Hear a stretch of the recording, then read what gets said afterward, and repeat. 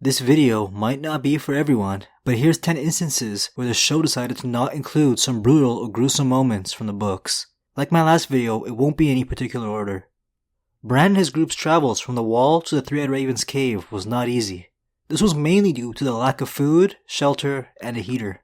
They couldn't even light a fire because of what it might attract. For a while, a pack of wolves were trailing them, but kept their distance for days. One night BRAN was having some trouble sleeping, so he wargs into his direwolf Summer to go hunting. What BRAN found was 5 dead Night's Watch deserters and a pack of wolves eating their bodies. There were 3 wolves, and their pack leader was a warg just like BRAN. However, they were overpowered by BRAN and Summer's body, and they are now part of Summer's pack. This is a quote of what happens next in the 4th chapter of A Dance of Dragons, BRAN's first POV chapter in that book. He went from man to man, sniffing before settling on the biggest, a faceless thing who clutched black iron in one hand. His other hand was missing, severed at the wrist. The stump bound up in leather. Blood flowed thick and sluggish from the slash across his throat. The wolf lapped at it with tongue, licked the ragged eyeless ruin of his nose and cheeks, then buried his muzzle in his neck and tore it open, gulping down a goblet of sweet meat. No flesh had ever tasted half as good. When he was done with that one, he moved on to the next one and devoured the choicest bits of that man too. BRAN has never learned that eating human flesh while in the mind of an animal is a huge taboo amongst wargs. Well, at least beyond the wall it is. It was super weird reading how much a little kid enjoyed eating another human. BRAN's last meal was some mashed up acorns that he could barely keep down, but that doesn't excuse what he did. It's not like he's a cannibal, but it's pretty damn close. But there are definitely some cannibal moments in this story. Instead of Brienne having a fight with the Hound, in the books she fights 2 outlaws, one of them wearing the Hound's helmet, pretending to be him. If you remember, when we were first introduced to Jock and Hagar, locked up in a cage, there were 2 others with him. Their names were Rorg and Biter. Brienne first takes out Rorg, but is then ambushed by the large Biter. Biter was actually taken by Rorg when he was an orphan in King's Landing for the sole purpose of having him fight in his bear and dogfighting pits. He even had his teeth filed and tongue cut out. Brienne's chest was burning, and the storm was behind her eyes, blinding her. Bones ground against each other inside of her.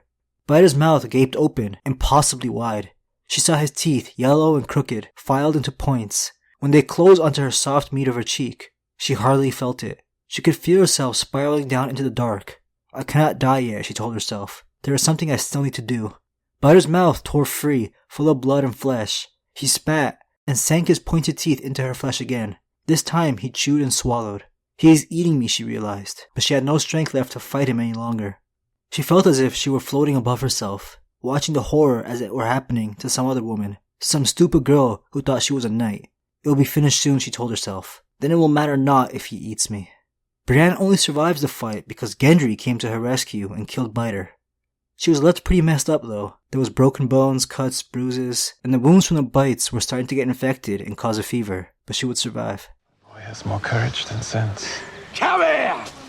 Yoren said none of us were to go near those 3. Come here! They don't scare me. Then you're stupid. Scare me. Rorg and Biter were once under the command of a man named Vargo Hoat. He's not in Game of Thrones, but in the books, he's the man responsible for having Jaime Lannister's hand cut off. There's some cannibalism involved with this character as well. Vargo was known to torture people by cutting off their limbs, and when he's captured, the same is done to him. The Mountain First has hands and feet cut over time, and each time allowed his wounds to heal before moving on to the next limb so he wouldn't die too quickly. After his hands and feet, it was his arms and legs to go. They were cooked and fed to him, along with some other people the Mountain was torturing. Before Vargo Hoat was even captured by the Mountain, he was found going crazy from a fever he caught after his ear became infected.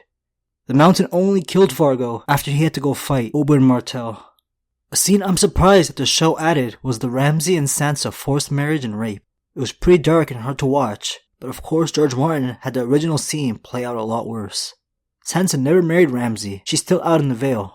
It was a girl named Jane Poole, Sansa's old best friend, who the Lannisters and Boltons are saying is Arya Stark, so that the North will serve the Boltons faithfully. Fake Arya was first forced to learn how to pleasure Ramsay in King's Landing. She can only imagine what that really means. Before Ramsay even marries her, he begins to whip and beat her. He keeps her locked away in a tower, where all she does is cry. All of Winterfell can hear her. She does get a chance to escape with Theon Greyjoy, like Sansa did in the show, but something very different happens. This is a very minor spoiler for the next book, so if you guys don't want to hear it, just skip like 20 seconds ahead from here. When they jump into the snow to leave Winterfell, Theon lands on her, breaking some of her ribs. And during their walk in the cold, her nose starts to go black from frostbite, and she may lose it. So this girl has had it real rough. Tyrion has also had some nose troubles in the books. His injury during the battle at Blackwater Bay is a little more gruesome and severe. It happened very similarly, with someone ordering Kingsguard member Mandon Moore to kill Tyrion, and Podrick coming to his rescue. Here's the face reveal from A Clash of Kings chapter 67, Tyrion's 15th POV chapter.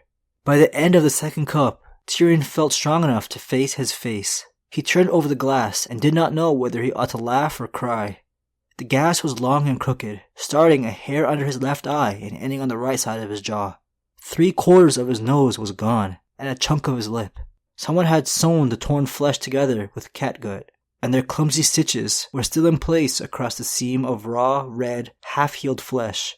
"Pretty," he croaked, flinging the glass aside. Euron Greyjoy is arguably the cruelest character in the series, up there with Ramsay, but he's definitely been dialed down in the show. Instead of living with his family on the Iron Islands, he spent the past few years as a pirate, traveling across the world. He was exiled after sleeping with one of his brother's wives and impregnating her. He says she willingly slept with him, but he's not a trusted character who is known to rape. The pregnant wife was then beaten to death by Euron's brother. During his exile, he was sailing on his ship called the Silence, and matching the theme of its name, every crew member has their tongues ripped out. We do see some of Euron's men removing the tongues of some of the people they defeated in Season 7, so it is hinted at in the show. For the short period that Robert Baratheon was in the series, it was clear he was never close with Joffrey. You let that little girl disarm you.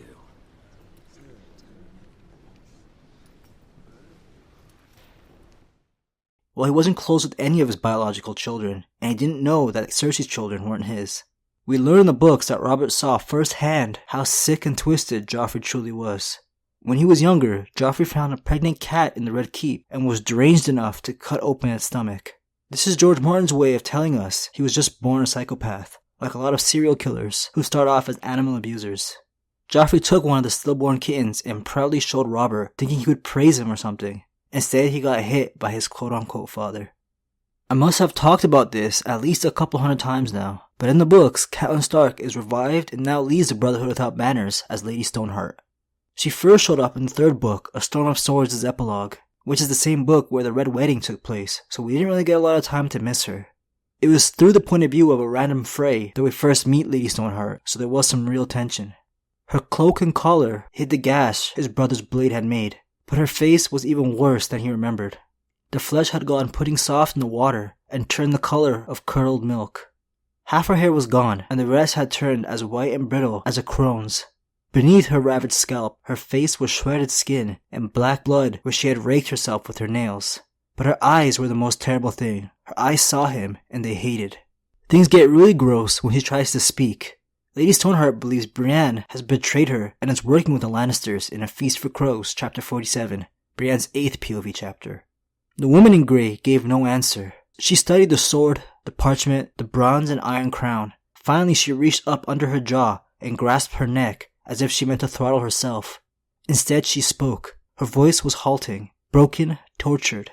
The sounds seemed to come from her throat, part croak, part wheeze, part death rattle. The language of the damned, thought Brienne. Lady Stoneheart lowered her hood and unwound the grey wool scarf from her face. Her hair was dry and brittle, white as bone. Her brow was mottled green and grey, spotted with the brown blooms of decay. The flesh of her face clung in ragged strips from her eyes down to her jaw. Some of the rips were crusted with dried blood, but others gaped open to reveal the skull beneath. So if you didn't catch it from that quote, just to speak, Lady Stoneheart has to adjust and maneuver her slit throat to make some sounds that come off as words. Joffrey makes a second appearance on my list. This time, it wasn't his fault. His death during the Purple Wedding was a little more gruesome in the books and always makes my throat feel weird after reading or talking about it. Here's a quote from A Storm of Swords, chapter 60, Tyrion's 8th POV chapter. A fearful high thin sound emerged from the boy's throat, the sound of a man trying to suck a river through a reed. Then it stopped, and that was more terrible still.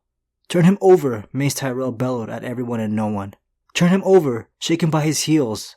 A different voice was calling. Water, give him water. The High Septon began to pray loudly. Grandmaster Pycelle shouted for someone to bring him back to his chambers, to fetch his potions.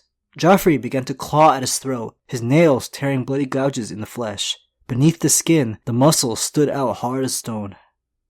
This couldn't be a list of brutality without Ramsay making multiple appearances. The northern family, House Hornwood, is left only with the widow, Lady Donella.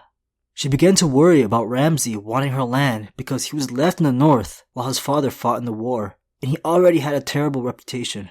House Hornwood and House Bolton are neighbors, and she noticed he was gathering his men. Lady Donella even voiced her concerns at Winterfell, but is reassured that Ramsay would suffer if he went after her. Well, she ended up being right. On her way back from Winterfell, she is taken by Ramsay in the second book. This was our first introduction to this cruel character. She is forced to marry him and give up all her lands to him. Ramsay then locks her up in a tower and just leaves her to starve to death. When people go looking for her, they find her dead with her fingers chewed off and blood around her mouth. Things get a lot worse when you find out that Ramsay has this habit of flaying people's body parts, which is skinning them alive. The pain is apparently so bad that they beg Ramsay to cut off whatever body part he has flayed. Lady Donella's fingers may have been flayed when she was Ramsay's captive, and she decided to bite her fingers off to not deal with the pain. Or maybe she just went crazy and got a little hungry. My last was 10 book instances that were too magical to be included in Game of Thrones. So if you're tired of all this dark and depressing topics, you can click or tap on your screen to check that out. Thanks for watching.